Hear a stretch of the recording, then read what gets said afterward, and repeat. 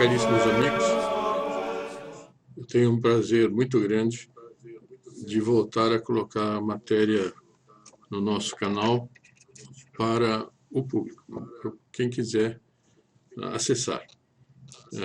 Me dá uma alegria também especial saber que isso pode fazer bem às almas dos que assistirem.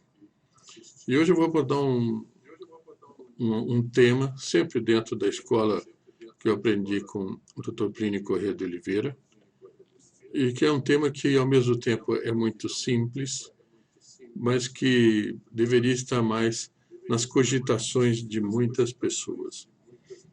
É um tema, assim, bastante fundamental, que eu peguei de uma exposição que ele estava fazendo sobre um outro assunto. Ele, de passagem, ele tocou neste assunto, e que ele pretendia estudar nas reuniões que ele tinha com comissões de estudo. E acontece que depois eu não tive acesso a esse outro material. Mas o que ele disse foi suficiente para tirar conclusões e fazer conjecturas, conforme eu espero que Nossa Senhora me ajude a fazer. Bem, a primeira coisa que nós precisamos ter em conta é que o seguinte: o Padre Eterno, antes de criar, ele nunca dependeu de ninguém, ele era completo, ele era perfeito, ele não tinha necessidade de ninguém, ele não precisava se completar, mas ele era infinitamente feliz. E por bondade ele quis comunicar essa felicidade dele a outros seres, que outros seres participassem dessa felicidade dele. Então, ele criou. E o universo que ele criou, que é um universo magnífico, com um monte de aspectos. Então, se nós imaginarmos o mundo das flores, por exemplo, quanta coisa tem bonita no mundo das flores, e flores com seus simbolismos, com seus perfumes, com as suas figuras assim tão cheias de imaginação, tão cheias de sonho, a gente podia dizer. Nós poderíamos então ver, é um dos aspectos da criação. Outros são os pássaros, todos muito coloridos, muito especial, com cânticos especiais, com uma roupagem nobre, alguns, né, com uma variedade enorme de pássaros, alguns com uma cor única, muito bonita. Aí vemos os peixes. Dentro do mar, uma quantidade enorme de peixes nos rios, peixes sem fim. Aí nós temos os mamíferos, né? Temos os felinos, a onça, o tigre, nós temos os cachorros, né? Que são muito engraçadinhos, tem os elefantes com seus filhotes, né? Bom, aí cavalos, que são magníficos alguns, rios, quedas d'água, né? Que são realmente o rio serpenteando entre pedras e cachoeiras, né? Quanta coisa a gente poderia imaginar. E que isso tudo, o mar que é um grande interlocutor, né? As ondas, a fantasia das ondas, os vagalumes que na região marítima, as ondas dos mares bravios, né? E assim, quanta coisa o mar nos oferece de maravilhoso. E até a água cristalina do mar nos extasia. Aquela espuma branca, aquele verde glauco muito bonito, né? E o mar realmente é um grande interlocutor para quem sabe vê-lo.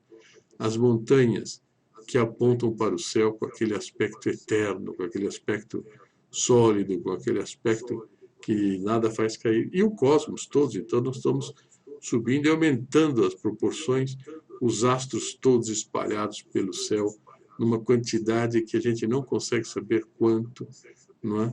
E numa disposição que tudo funciona direitinho. Bom, isto que nós vimos a respeito dos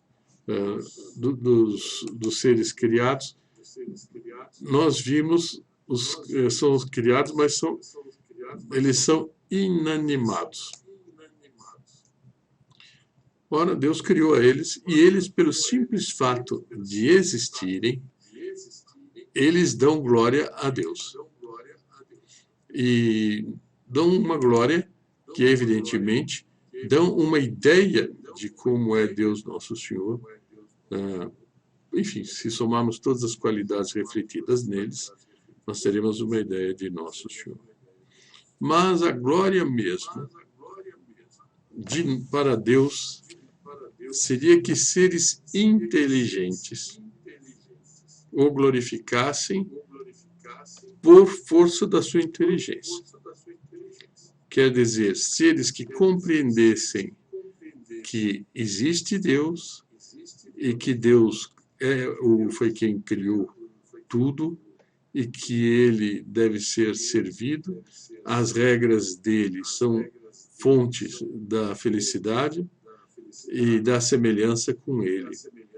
E os seres inteligentes, então, deveriam suprir a maior glória de Deus, que é a glória praticada por seres inteligentes. Bom, então, seres espirituais, portanto. Então, por exemplo, os anjos e os homens. Só tem os anjos e os homens que têm inteligência. Acontece que, para que a glorificação de Deus fosse inteiramente autêntica, era preciso que esses seres fossem livres. O que adianta criar um ser inteligente se ele não for livre? E o livre aqui, o que é? Ele tinha a possibilidade tanto de ser fiel a Deus, quanto de não ser fiel a Deus. Sendo fiel a Deus, ele glorificaria a Deus. Não sendo fiel a Deus, ele negaria a Deus a glória que ele deveria dar. E há algo nisto que é o seguinte, é que o ser inteligente, a partir do momento que ele conhece a si próprio, que ele conhece que ele existe, ele tem uma tendência a se considerar completo, perfeito sobre si próprio. E ele, a não querer se completar, a não querer reconhecer outro ser superior. Quer dizer, para reconhecer a Deus, o ser inteligente precisa ser humilde e precisa passar por cima dos seus egoísmos para ir reconhecer e prestar a devida glória a Deus, servindo a Deus, amando a Deus mais do que a si próprio, e etc. E esta foi a grande prova dos seres inteligentes. Logo que Nosso Senhor criou os anjos, logo aqui eu não sei dizer exatamente quanto tempo, porque não tenho dados para isso, ele submeteu os anjos a uma prova. E a prova qual foi? Se os anjos, então, que eles aceitassem que a encarnação do Verbo, a união hipostática se desse com um ser humano e não com um anjo. E isso pressupunha que eles tivessem a humildade de aceitar que Deus tem o direito de fazer isto. Bom, alguns anjos se revoltaram e aí foram condenados e foram lançados no inferno. Bem, com o homem foi a mesma coisa. Adão e Eva foram submetidos a uma prova, e foi uma prova de humildade também, porque o demônio ofereceu, através da Eva, e Eva ao Adão, de que se eles desobedecessem a Deus, comendo aquele fruto proibido, que eles ficariam como deuses. E veio a ideia, então, de se igualar a Deus pelo menos. E isso foi um orgulho muito grande.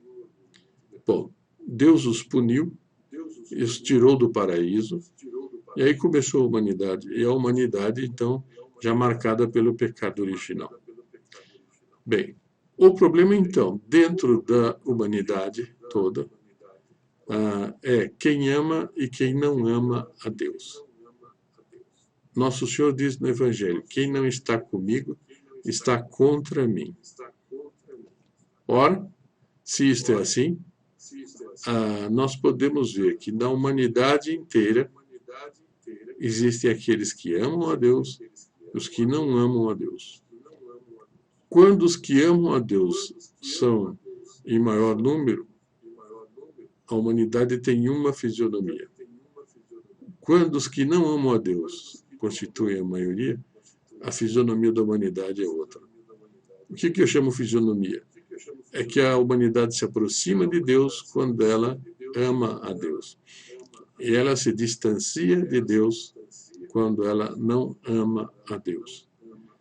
E este assunto, que é o amar ou não amar a Deus, este tema divide a humanidade inteira. Essa é uma real divisão que existe na humanidade. E quando existe uma pessoa que ama a Deus e outra que não ama a Deus, se elas estão juntas, a tendência é haver dificuldade de convívio entre elas.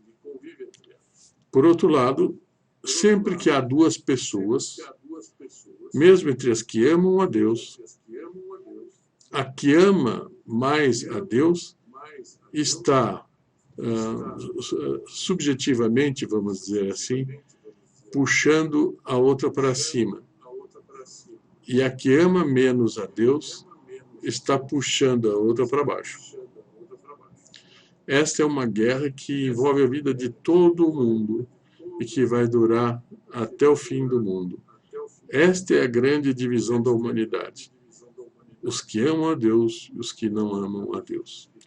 Essa é uma reflexão ágil que eu gostaria de oferecer ao meu caríssimo público do canal e recomendar muito que, para que estejamos sempre afinados com Deus Nosso Senhor, com Nosso Senhor Jesus Cristo, recorramos sempre a Nossa Senhora e compreendamos cada vez mais isto.